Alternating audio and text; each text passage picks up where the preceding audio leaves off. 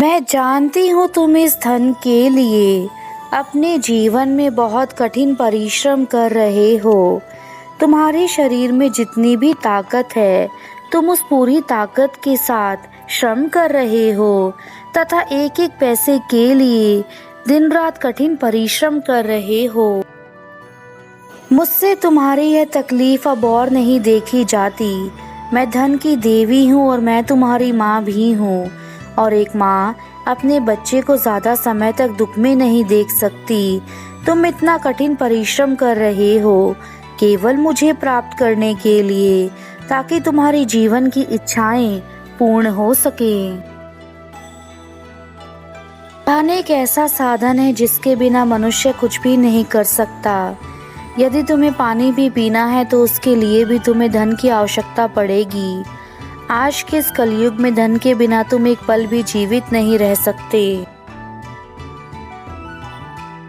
कार्य के लिए धन का होना अत्यंत आवश्यक है, और यह तुम्हारी माँ देख रही है कि इस धन के लिए आज के संसार में हर तरफ हाहाकार मचा हुआ है। हर कोई अधिक से अधिक धन कमाना चाहता है। सर्वप्रथम जो कार्य तुम्हें करना है वह अपने मन से सारी परेशानी को हटाकर स्वयं के मन को शांत एवं निर्मल करना है। शांत मन तुम्हारे हर कार्य को पूर्ण रूप से सहायता करने में मदद करेगा। निर्मल मन तुम्हारे हर परिस्थिति में शांत रहना सिखाएगा। तुम्हें अपने जीवन में बड़ों की सेवा करनी चाहिए। ऐसा करने से मैं प्रसन्न होती हूँ, क्योंकि जिस घर में बड़ों का आदर होता है वहाँ मेरा वास अवश्य होता है। यदि तुम अपने जीवन में अपने से बड़ों का आदर करते हो तो तुम्हारा भाग्य में मेरा लिखना अवश्य होता है। मेरे बच्चे, हर दिन एक शुभ दिन होता है, और आज का शुभ दिन इसलिए है क्योंकि आज मैं तुम्हें जीवन के बारे में जो बातें बताने आई हूँ वह तुम्हारे लिए अनमोल है, जिससे तुम्हारा जीवन संवर जाएगा। इसलिए आज अपनी माता की बातों को ध्यान से सुनना। जैसे सुबह का भूला हुआ यदि शाम को लौट आए तो उसे भूला हुआ नहीं कहते, उसी प्रकार यदि तुम भटक चुके हो तो तुम्हें सही मार्ग पर लाना मेरा कर्तव्य है, और यदि तुम सही मार्ग पर आ गए हो तो तुम भटके हुए नहीं कहलाओगे। मेरे बच्चे, जीवन की परिस्थितियां बदलती रहती हैं। मैं नहीं चाहती कि तुम अपने जीवन में हमेशा परेशान रहो। परेशानी केवल तुम्हारे कुछ कर्मों से होती है, जो आज मैं तुम्हें बताऊंगी। मेरे बच्चों, तुम जैसे अपने जीवन को आज तक व्यतीत करते आए हो वैसे भी आगे करना। बस तुम्हें कुछ महत्वपूर्ण बदलाव अपने जीवन में करने की आवश्यकता है, क्योंकि यह बात तुम भी जानते हो कि यदि मनुष्य बदलाव ना करे तो उसका जीवन हमेशा के लिए बेकार हो जाता है। समय के साथ हर इंसान को बदलाव करना पड़ता है, और आज तुम्हें भी बदलाव करना होगा। तभी तुम्हें अपने जीवन में वह सारी समस्याएं दूर होती नजर आएंगी जो आज तुम्हारे जीवन में हैं। ईश्वर ने तुम्हें यह मौका दिया है जो केवल किस्मत वालों को मिलता है, क्योंकि आज मैं ही तुम्हारे घर के अंदर प्रवेश करना चाहती हूँ, और यह मौका नसीब वालों को ही प्राप्त होता है। यदि आज तुमने इस मौके को गवा दिया तो मेरे बच्चे, जीवन भर तुम अपने आप को माफ नहीं कर पाओगे। इसलिए आज मेरे संदेश को सुनने के बाद तुम्हें अपने द्वार को खोलना है और मेरा स्वागत करना है। मैं एक अदृश्य शक्ति के रूप में तुम्हारे घर के अंदर वास करने आने वाली हूँ। जिंदगी में एक बात हमेशा याद रखना मेरे बच्चों, जब कोई व्यक्ति पहाड़ चढ़ता है तो वह सदा ही झुककर चलता है, तथा जब कोई व्यक्ति पहाड़ उतरता है तो वह हमेशा अकड़कर चलता है। अगर कोई झुककर चलता है तो इसका मतलब है कि वह व्यक्ति ऊंचाइयों पर जा रहा है, उसी प्रकार यदि कोई व्यक्ति अकड़ कर चल रहा है तो इसका अर्थ है कि वह नीचे की ओर आ रहा है। इसलिए मेरे बच्चे, जीवन में कभी कभी हमें आगे बढ़ने के लिए झुककर चलना आवश्यक होता है। जो इस जीवन में झुकता है वही सब कुछ प्राप्त करता है।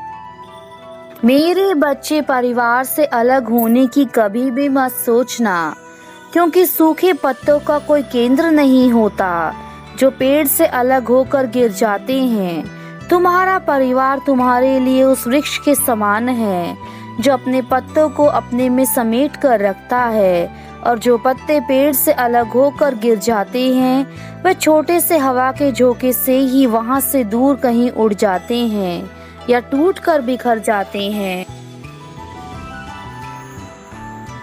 पर कुछ वक्त बाद ही आपको खुद ही एहसास हो जाएगा कि परिवार कितना जरूरी है। परिवार तो उन मोतियों की तरह है जो एक धागे में पिरोए जाते हैं और जिसकी कीमत अमूल्य होती है, परंतु यदि उन मोतियों को बिखेर दिया जाए तो उनकी कोई कीमत नहीं रह जाती, ना ही उनका कोई वजूद। मेरे बच्चे, ऐसा क्या हो गया जो तुम मुझे बिल्कुल याद नहीं करते? मैं सदा ही तुम्हें अपने दर्शन देने आती हूँ, परंतु तुम मुझे सुनना तक पसंद नहीं करते। क्या तुम्हारे जीवन में मेरा कोई महत्व नहीं है? यदि ऐसा है तो फिर तुम्हारी माता तुम्हें फिर कभी अपने दर्शन नहीं देंगी। मेरे बच्चे, क्या तुम्हारी माता से कोई गलती हुई है जो तुम मुझे बिल्कुल भी प्रेम नहीं करते? मैं तुमसे बहुत प्रेम करती हूँ और तुम्हें जब भी ज्ञान की बात बताती हूँ वह तुम्हारे जीवन के लिए होती है, किंतु फिर भी तुम मुझे अनदेखा कर देते हो। और आज मैं तुमसे कुछ प्रश्न पूछना चाहती हूँ जिनके उत्तर तुम्हें मुझे देने होंगे, इसलिए मुझे ध्यान से सुनना यदि मुझ पर विश्वास है तो। ईश्वर के दिए गए मार्ग पर यदि तुम चलोगे तो तुम्हें जीवन में किसी प्रकार के दुखों का सामना नहीं करना होगा और ना ही तुम कभी स्वयं को अकेला पाओगे, क्योंकि ईश्वर सदा ही अपने बच्चों को वह रास्ता देते हैं जहाँ पर उनकी भलाई है, और जो बच्चा उस रास्ते पर चल पड़ता है वह जीवन में कभी नहीं भटकता, किंतु जो बच्चा उस रास्ते को छोड़कर दूसरे रास्तों पर चलता है उसका जीवन ऐसे ही व्यर्थ हो जाता है। इसलिए मेरे बच्चे, भगवान द्वारा दिखाया गया रास्ता स्वयं भगवान द्वारा ही बनाया गया रास्ता होता है।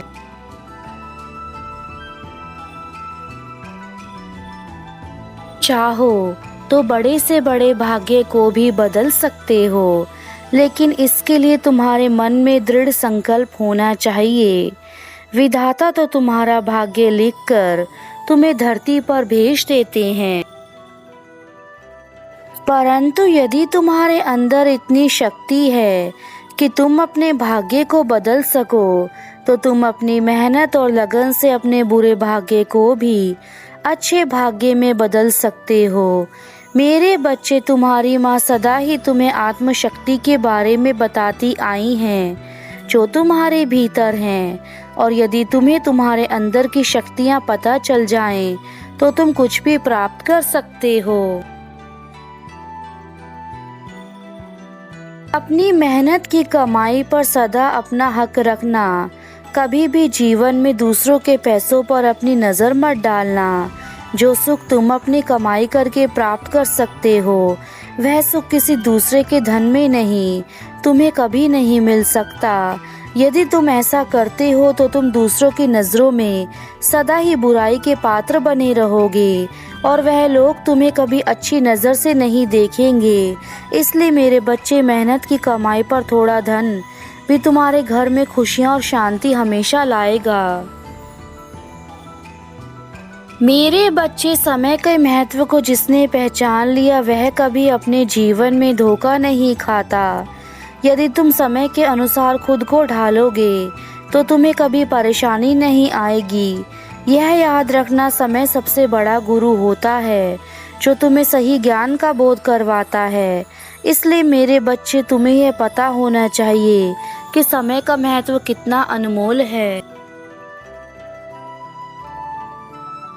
यदि तुमने मेरा संदेश आखिरी तक सुना है तो तुम मेरे सच्चे भक्त हो, क्योंकि मुझे केवल वही भक्त सुन सकते हैं जिनके अंदर धैर्य और मुझे सुनने की क्षमता है। तुम्हारा कल्याण हो मेरे बच्चे, सदा खुश रहो, सदा सुखी रहो, यही मेरा आशीर्वाद है।